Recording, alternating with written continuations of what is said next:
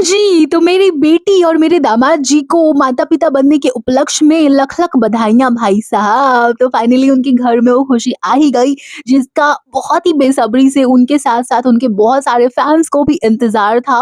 वैसे इस टॉपिक के ऊपर मैं बिल्कुल भी अभी पंचायत नहीं करने वाली हूँ, सिर्फ़ अभी बधाई देने वाली हूँ और बस बधाई देने वाली हूँ और कुछ नहीं करने वाली, ठीक है? क्योंकि किसी और इंसान को मुझे धोना है, लेकिन ऐसा नहीं है कि मैं भावना बेटी के ऊपर बात नहीं करूँगी, लेकिन थोड़े दिनों बाद करूँगी। और एक और पर्सनल वाली जानकारी मैं आप लोगों को दे देती हूँ कि मैं इस मंथ थोड़ी-सी बिज़ी रहने वाली हूँ। मैं कोशिश पूरी करूँगी कि यहाँ पे मैं कम स कि यार ज़्यादा लंबा गैप ना आए और मैं पॉडकास्ट बना के छोटू-सा ही सही अपलोड कर दूँ। देखती हूँ कैसे मैनेज कर पाती हूँ, क्या कर पाती हूँ, लेकिन ये पूरा मंथ ऐसा ही जाने वाला है, उसके बाद मैं रेगुलर हो जाऊँगी। हाँ जी, तो ऐसा है कि एक बंदा है जिसके ऊपर ना मेरी खोपड़ी बहुत ज़्यादा घूमी हुई है। अब ज़्यादा सस्पेंस तो यार नहीं क्रिएट करना मुझे, क्योंकि थंबनेल पे आप लोगों ने देख ही लिया होगा कि मैं किस महामानव की बात कर रही हूँ, तो वो है बैल बुद्धि। मैंने क्या नाम रखा था यार इसका? कुछ तो बढ़िया नाम रखा था मैंने, बैल बुद्धि बज्जू भैया के बाद मैंने कोई नामकरण किया था इसका, क्या रखा था? चलो छोड़ो यार, फिलहाल के लिए यही कर लेते हैं, बैल बुद्धि बज्जू भैया। क्योंकि यार आजकल मैं इतनी व्यस्त हूँ, अस्त-व्यस्त हूँ, सब कुछ है मेरी लाइफ में, तो इसके चक्कर में बहुत ज़्यादा अपडेटेड मैं नहीं हूँ। लेकिन एक बात मुझे बहुत ज़्यादा ट्रिगर कर रही थी, बार-बार कर रही थी, वो ये थी कि यार मतलब जो भी पंचायत चल रही है पीएस के बीच में या फिर इसकी जस्ट फ्रेंडनी के बीच में, इसके बीच में मैं काफ़ी बार बात कर ली है, काफ़ी बार पंचायत कर ली है, बहुत ज़्यादा बैंड बजा ली है, सबको ही पता है। लेकिन आजकल इस बंदे का एक ऐसा रूप मुझे देखने को मिल रहा है ना, जिसकी वजह से मेरी खोपड़ी बहुत ज़्यादा सटक रही है इस बंदे के ऊपर। तो वो ऐसी बात है ना यार कि आप लोगों को भी पता होगा कि अभी देखो पीएस के ऊपर एलिगेशन लगा कि उसने पीआर करवाया है, कुछ चैट्स वायरल हुए, ₹500 और ये और वो बहुत सारे एलिगेशंस लगे, बहुत ज़्यादा रायता फैला।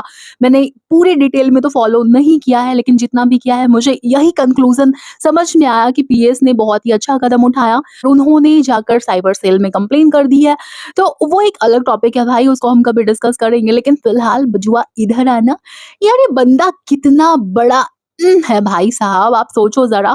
मतलब यार आपस में हम घर में लड़े, भिड़े, कुछ भी करे, सिब्लिंग्स के बीच में झगड़ा होता है, पेरेंट्स के साथ भी कई बार हो जाती है यार, बहस हो जाती है या फिर कुछ बातें उनकी हमें नहीं अच्छी लग रही होती, हमें उनकी बातें अच्छी नहीं लग रही होती।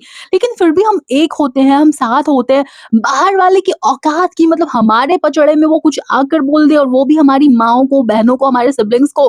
भाई अगर ऐसे भाई तुम हो ना, तो लानत है तुम्हारे ऊपर। मैं डे 1 से ये बात कह रही हूँ कि पूरा रायता जो फैला है ना, हम लोग नोना बाबू को ब्लेम कर 1 से ही बात कह रही हूँ कि नोना बाबू को ब्लेम करना भी जायज़ है, लेकिन सिर्फ नोना को ब्लेम करना बिल्कुल भी जायज़ नहीं है, क्योंकि हर चीज़ के लिए रिस्पॉन्सिबिलिटी इस बंदे की ज़्यादा बनती है, जो कि बैल बुद्धि है। अभी भी देखो इसका एक फ्रेंड आ गया है, इसकी सखी का एक और फ्रेंड आ गया है। उसकी कोई सखी नहीं है भाई, उसके फ्रेंड ही है, कुछ ज़्यादा ही मॉडर्न नहीं है। देख रहे हो मेरी आंटी वाली बुद्धि? देखो यार, जो लड़कियाँ ऐसी वाली बातें करती है ना कि मेरी तो लड़कियों के साथ वाइब्स मैच नहीं होती, तो ज़रूर मतलब सारे केसेस में नहीं, लेकिन मोस्टली ऐसा होता है कि या तो वो बहुत ज़्यादा गुणवंती होती है, जिसकी वजह से बहुत सारी लड़कियाँ उसको बर्दाश्त नहीं कर पा रही होती हैं, और इतनी बार दोस्ती में उसका दिल टूटा होता है कि उसने ना बिल्कुल जो फीमेल वाली फ्रेंडशिप होती है उसे परहेज़ कर लिया। एक रीज़न ये होता है। दूसरा रीज़न ये होता है कि आप ही इतने जेलस हो, आप ही इतनी जलकुकड़ी हो, आप ही के अंदर इतनी प्रॉब्लम है कि आप आपकी ना किसी के साथ ना बनती है, ना जमती है, और ना ही आपकी अंडरस्टैंडिंग हो पाती है, लेकिन आप ब्रोस के साथ बहुत अच्छे तरीके से मिक्सअप हो जाती हो, और आप कहती हो नहीं नहीं मेरे को बॉयज के साथ जमती है। मुझे नहीं पता नोना बाबू किस कैटेगरी में आती है, लेकिन इसके लिए झंडा उठाने एक मेल प्रजाति का प्राणी आ गया है, और वो आकर यार आकर चलो तुम सफाई दे रहे हो, साइड ले रहे हो, कुछ भी करो। हर किसी की अपनी अपनी पसंद होती है, प्रायोरिटी होती है, आपके पास राइट है कि आपको कौन राइट लग रहा है, कौन रॉन्ग लग रहा है, आप बोल सकते हो। लेकिन इस प्रकार से भाई मेरे, यार मैं ये भी मानती हूँ कि जो पीएस की जो नंद है, ये बजुआ की जो सिस्टर है, उनकी लैंग्वेज को लेकर बहुत सारे लोगों को आपत्ति हो सकती है कि यार वो ऐसे बोल रही है, ऐसी भाषा का प्रयोग कर रही हैं। लेकिन भाषा का प्रयोग गलत कर देने से वो इंसान की पूरी बात गलत नहीं हो जाती है। आपको कोई राइट नहीं मिल जाता है कि आप बिल्कुल मैदान में कूद जाओ और आप कुछ भी कह दो। खैर चलो, ये बंदा कह रहा है, वो भिड़ रही हैं, चल रहा है इन दोनों का। यहाँ पे बजुआ की फिर से तुम गलती देखो कि कैसा ये पति है, कैसा ये बेटा है, कैसा ये भाई है, कैसा ये पापा है, कि इसके होते हुए इसकी फैमिली के ऊपर कीचड़ उछाले जा रहे हैं। कोई बाहर वाला आकर इनकी माँ को, इनकी बहन को, इनकी बीवी को कुछ भी बोल दे रहा है भाई। मतलब इतना हक तूने दिया तो दिया कैसे भाई बजुआ? क्या चल क्या रहा है? मुझे तो ये समझ नहीं आता। घरों में प्रॉब्लम्स होती है, हमें भी पता है, मैं अभी-अभी इस बात को दोहरा चुकी हूँ। लेकिन किसी बाहर वाले के पास ये राइट नहीं होता यार कि तुम उसकी बीवी को, उसके बच्चे को, इवन उसकी मॉम को, उसकी सिस्टर को तुम कुछ भी आकर कह दो। और अगर कोई आपके होते हुए या आपकी शह पे ऐसा कह पा रहा है, ना आपकी बढ़ावा देने पे ऐसा कर पा रहा है, तो यहाँ पे आप कितने गलत इंसान हो, इसके लिए और कोई एग्जाम्पल देने की ज़रूरत नहीं है। मतलब तुम सोचो, ये जो बंदा है ये हर मोर्चे पे विफल है, हर रिश्ते को इसने ठीक से नहीं निभाया है, हर रिश्ते को इसने सँभाला नहीं है, चाहे वो बहन का रिश्ता हो, चाहे वो माँ का रिश्ता हो, चाहे वो बेटे का रिश्ता हो, कोई भी रिश्ता तुम किसी भी रिश्ते में इसको फिट करो, ये अनफिट होता है वहाँ पे। लेकिन इसने एक रिश्ते को बहुत अच्छे तरीके से सँभाल के रखा है गाइज़, वह दोस्ती का रिश्ता।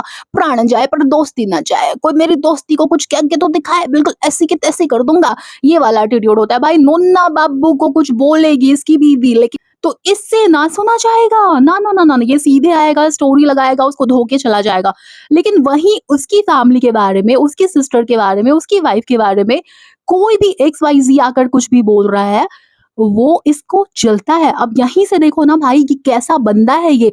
क्या ही भाई उल्लू की आँख, कौन-सी जादू जड़ी, कौन-सा टोना पता नहीं भाई, लेकिन ये बंदा ठीक नहीं है। पूरा का पूरा ये रेड फॉरेस्ट है और ये बात यहाँ पे साबित हो जाती है।